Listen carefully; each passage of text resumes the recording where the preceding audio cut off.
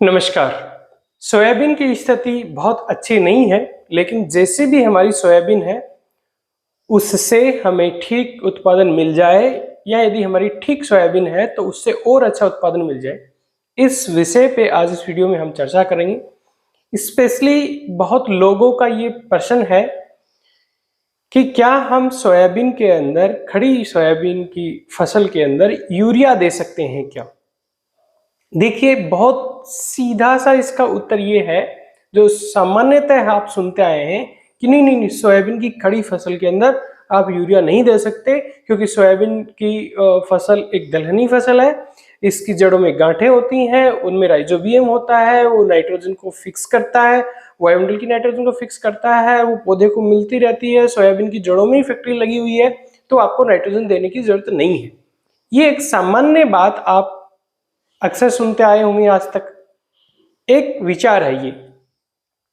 दूसरी तरफ जो वर्तमान स्थितियां हैं, पिछले 3 4 5 साल में आप सोयाबीन में ऑब्जर्व कर रहे होंगे, वो ये है कि सोयाबीन की फसल आपको ठीक ठाक दिखाई देती है, अच्छी चलती है, अच्छी चलती है, अच्छी चलती है। लेकिन जब आपकी फली बन जाती है और फली में दाना फूलने लगता है, तो सोयाबीन बहुत तेजी से पीली पड़नी स्टार्ट हो जाती है और वो दाना पिचक जाता है। स्पेशली यदि आपका सोयाबीन का ये जैसे पौधा है, तो इसमें जो बीज की फलियां हैं वो ठीक ठाक से पक पाती हैं। बाकी ऊपर की फलियों में, नीचे की फलियों में या तो दाने कम रह जाते हैं या दानों का आकार छोटा हो जाता है, दाना पिचक जाता है। तो हमें अच्छी सोयाबीन दिखते हुए भी बहुत अच्छा उत्पादन नहीं मिल पाता है। ये चीज आप ऑब्जर्व कर रहे हो। ऐसा क्यों हो रहा है? उसका एक वजह है कि हमारी सोयाबीन की फसल में बहुत सारी फफूंद जनित रोग होते हैं, उसकी जड़ें कमजोर होती हैं। दूसरी मोटी वजह उसमें यह है कि हमारी सोयाबीन की फसल, ज्यादातर जो मध्य भारत में भारी जमीनों में सोयाबीन की फसल हम ले रहे हैं, वहां बारिशें खूब होती हैं। सीजन में 2 3 4 बार ऐसा मौका आता है कि वो सोयाबीन का आपका खेत है, वो 1 2 दिन तक लबालब पानी में रहता है। लबालब पानी का मतलब ये नहीं है कि उस खेत के अंदर पानी भरा है, उसका मतलब ये है कि वो आपकी खेत में, आपकी मिट्टी के अंदर पानी पूरी तरह से सेचुरेट है, उसमें हवा नहीं है। ऐसी स्थिति में आपका जो नाइट्रोजन फिक्स करने वाला बैक्टीरिया है, जो सोयाबीन की गांठों के अंदर है, जड़ की गांठों में है, वो बैक्टीरिया की एक्टिविटी बहुत कम हो जाती है या मर जाता है। कई बार आप ज्यादा बारिश होने के बाद में सोयाबीन के पौधे को जब उखाड़ के देखते हो, उसकी आप गांठों को पींच के देखेंगे, दबा के देखेंगे, तो उससे आपको लगेगा कि पीली पीली मवाद जैसी कुछ आ रही है। यानी वो सोयाबीन की जड़ों की जो गांठ है वो एक्टिव बहुत ज्यादा नहीं रहती। यदि सोयाबीन की जड़ों की गांठें एक्टिव हैं, होती, तो उनमें से आपको पिंक कलर का, गुलाबी लाल लाल रंग का आपको उससे जूस निकलता दिखाई देगा। लेकिन चूंकि इतनी बारिशें हो रही हैं, हम बीज उपचार करते समय राइजोबियम से उपचारित ज्यादातर किसान नहीं करते हैं, तो उस परिस्थिति में वो नाइट्रोजन फिक्स करने वाला बैक्टीरिया, गांठें बनती हैं, लेकिन वो स्थितियां ऐसी हैं कि एक तो हमारी जो ऐसी अभी खेती का कल्चर ऐसा बना हुआ है कि या तो हम किसी भी वजह से मजबूरीवश हम खेत में, हमें आग लगानी पड़ती है, हम राइजोबियम से बीज उपचारित नहीं कर पाते हैं, तो एक तो उस राइजोबियम का स्तर हमारी जमीनों में कम है। दूसरा, 1 2 बार ऐसा सीजन में हो जाता है, पानी भर जाता है, तो उसकी एक्टिविटी वैसे कम हो जाती है।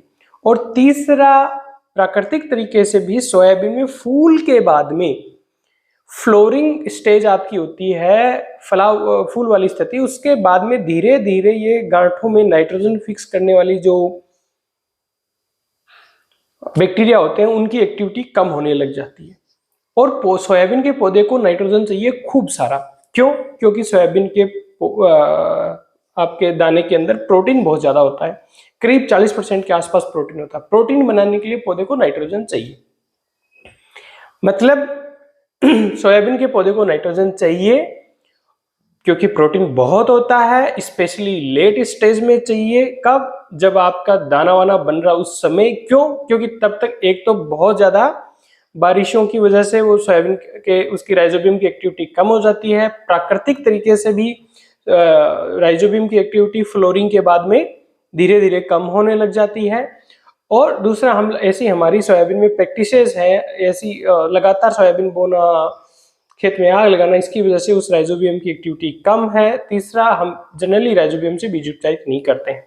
मैं इतनी सारी बातें आपको इसलिए बताता हूं कि पौधे को तो नाइट्रोजन चाहिए बॉस। ये कहीं भी आप किसी भी एरिया में सोयाबीन की, जो आपके एरिया में भी यदि शोध हुआ है तो ये अनुशंसा है कि सोयाबीन की फसल में 20 से लगाकर 40 किलो प्रति हेक्टेयर नाइट्रोजन देना चाहिए। हर एरिया की अनुशंसा है। क्या हमने बेसल में बुआई के समय नाइट्रोजन दिया है? ज्यादातर नहीं देते हैं। क्या हमने डीएपी दिया? डीएपी मिलता भी नहीं है कि दिया डीएपी। ज्यादातर का आंसर है नहीं दिया। यदि हमने दिया ही नहीं तो मेरी इतनी सारी ये बात सुनने का भी ज्यादा वो मीनिंग नहीं है। दिया ही नहीं है तो हमें देना ही है नाइट्रोजन। वो बुआई के समय देना था, बुआई के समय नहीं दिया। और सोयाबीन की खेती ऐसी है कि उसमें बुआई के समय हमें टाइम ही नहीं मिलता। इतना सारा 2-3 दिन में पूरी बुआई होनी होती है कि क्या फर्टिलाइजर दूं, क्या करूं, क्या नहीं करूं। जैसे तैसे आदमी जब भी कुदरत मौका देती है सोयाबीन डाल देता है और देखता है एक बार उग जाए, बाद में देखेंगे। तो नाइट्रोजन तो सोयाबीन के पौधे में चाहिए। ये तो सभी अनुशंसाएं कह रही है 20 से 40 किलो नाइट्रोजन दे। लेकिन इन अनुशंसाओं से ऊपर भी एक बात है, जो मैंने 3-4 पॉइंट आपको बताए हैं, उसकी वजह से भी आपको सोयाबीन के पौधे में, आपको फसल में नाइट्रोजन देना चाहिए। कुछ शोध हो रहे हैं और आगे आने वाले समय में से शोध और होंगे। तो सोयाबीन के पौधे में यदि एक शोध है, जैसे कुछ कंट्रीज में, 2-3 कंट्रीज में काम हुआ है, इंडिया में तो मेरे सामने ऐसा कोई रिसर्च पेपर नहीं आया, अभी तक काम नहीं हुआ है, कि सोयाबीन की खड़ी फसल के अंदर नाइट्रोजन यानी कि यूरिया वगैरह दिया जाए। पर कुछ कंट्रीज के अंदर ये शोध हुआ है और उसके अच्छे रिजल्ट आए। उस शोध को जैसे अपनी मैं किसानी भाषा में कहूं तो उसका तात्पर्य ये है कि सोयाबीन में यदि जैसे आपने 40 किलो प्रति हेक्टेयर नाइट्रोजन आपको देनी है, तो उसको यदि आप 20 किलो नाइट्रोजन बुआई के समय और 20 किलो नाइट्रोजन आप फूल फली के समय, यानी उसकी जो रिप्रोडक्टिव स्टेज है, फूल या फली बनते समय उस समय देंगे तो आपको अच्छे रिजल्ट मिलेंगे। आदि कब? बुआई के समय। आदि कब? आप फूल से फली की अवस्था में। ये जो अनुशंसा है, इसकी मोटा मोटा मैं सार रूप में आपको बताना चाहूंगा कि उन्होंने कहा है 40 किलो प्रति हेक्टेयर के आसपास, मतलब बहुत मोटा मोटा देखा है, 40 किलो प्रति हेक्टेयर के आसपास आपकी नाइट्रोजन जो है वो आपको देनी चाहिए। उसको आप इवन खड़ी फसल में भी 40 किलो प्रति हेक्टेयर तक दे सकते हो।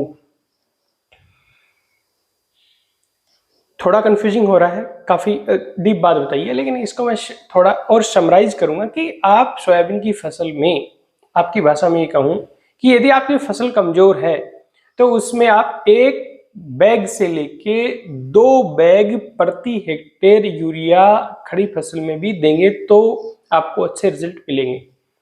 इस साल जहां ज्यादा बारिशों की वजह से सोयाबीन दब के चल रही है, वैसे में आपको ये चीज थोड़े एरिया में ट्राई करना चाहिए। एक सामान्य विचारधारा है कि मत करो, सोयाबीन में नाइट्रोजन फिक्सेशन करने वाली गांठें होती है, तो मत करो इसको यूज। लेकिन यदि थोड़ा आप इसको समझेंगे पौधे को तो आपको, तो इसलिए यदि आपने खरपतवार नाशी दवाओं का स्प्रे कर लिया है, खरपतवार आपके कंट्रोल में है, तो आप कम मात्रा में सिर्फ एक बैग प्रति हेक्टेयर से लेके 2 बैग प्रति हेक्टेयर के बीच में रहें। आप 1 बैग पे भी रह सकते हैं, आपका काम चल जाएगा। और जरूरी नहीं आप दें कि नहीं डॉक्टर साहब ने कहा है देंगे ही हम, अनुशंसाएं नहीं है यहाँ की, पर ये रिसर्च है कुछ एरिया का। और आने वाले टाइम में हो सकता है ऐसी अनुशंसाएं अपने यहाँ भी आ जाए, क्योंकि जो स्थिति है ना जमीनों की वो बहुत अच्छी नहीं है। वो बहुत अच्छी नहीं है, ना तो जमीनों की कंटिन्यूअस नाइट्रोजन उपलब्ध करवाने की कैपेसिटी है, ना जमीनों में वो जीव बचा है, उस जीव की इतनी अच्छी क्वांटिटी में, इतनी अच्छी क्वालिटी में वो जीव बचा है कि वो पौधे को नाइट्रोजन फिक्स करके देता रहे। जब उसका दाना फूल रहा है तब जितना पौधे को चाहिए उतना नहीं दे पाता है। तो इसलिए आने वाले समय में हो सकता है हमारे यहाँ भी ये इस टाइप का शोध हो जाए। आप किसान से बड़ा कोई वैज्ञानिक नहीं है, खुद थोड़े से एरिया में करके देख लें ट्राई। यदि आपका खरपतवार कंट्रोल हो गया है, सोयाबीन रुक के चल रही है, तो थोड़ी नाइट्रोजन की एप्लीकेशन यूरिया की आप कर सकते हो। लेकिन एक बहुत जरूरी बात यह है कि आप बहुत ज्यादा यूरिया बिल्कुल ना डालें, आपको उल्टा भी रिजल्ट मिल सकता है इसका। इसलिए लास्ट लिमिट आपका 2 बैग प्रति हेक्टेयर है। बेहतर होगा आप 1 से लेकर 2 बैग के बीच में प्रति हेक्टेयर के हिसाब से आप यूरिया की एप्लीकेशन थोड़े एरिया में करके देखें, आपको रिजल्ट मिले तो आप आगे भी ट्राई कर सकते हो। इसके साथ ही वैसे तो नाइट्रो, एक छोटी सी बात और ऐड करना चाहूँगा, वीडियो हालांकि लंबा हो रहा है, कि हमेशा ना न्यूट्रिएंट बैलेंस मात्रा में देना। नाइट्रोजन का मजा भी तभी आता है जब उस फसल में आपका सल्फर दिया हुआ होता, सल्फर देते हो आप बैलेंस मात्रा में, तब देते हैं। खैर आगे के लिए बात है, अभी के लिए इतना ही। अभी अब कोशिश करेंगे कंटिन्यू आपसे जुड़े रहें। काफी लंबा गैप वीडियो का लग गया है, कुछ पारिवारिक और कुछ एकेडमिक कारणों की वजह से। और खड़ी फसल में क्या स्प्रे करना है उसके बारे में भी जल्दी यहाँ पर बात करेंगे। उम्मीद करता हूँ ये जानकारी आपके लिए लाभप्रद होगा। आपको जिस विषय पे वीडियो चाहिए प्लीज कमेंट बॉक्स में आप जरूर छोड़ें, और इस डिबेट में आप प्लीज ना उलझें। आप अपना राय जरूर कमेंट में दे सकते हैं कि आपने कभी यूरिया एप्लीकेशन किया, आपको फायदा मिला कि नहीं मिला, या आपको नुकसान हुआ क्या। इस टाइप की आप कमेंट में अपना फीडबैक दें ताकि दूसरे लोगों को भी फायदा हो। यूरिया कितना दिया उसकी डोज जरूर लिखें ताकि दूसरे लोगों को भी फायदा हो। एक कोई एक साइड की मेंटलिटी बना के ना रखें, ओहो यूरिया देने से सब बर्बाद हो जाएगा, ये हो जाएगा। आपके लिए, आपकी फसल के लिए क्या ठीक है, उसके उत्पादन के लिए क्या ठीक है, वो आप करें। नमस्कार, जय हिंद।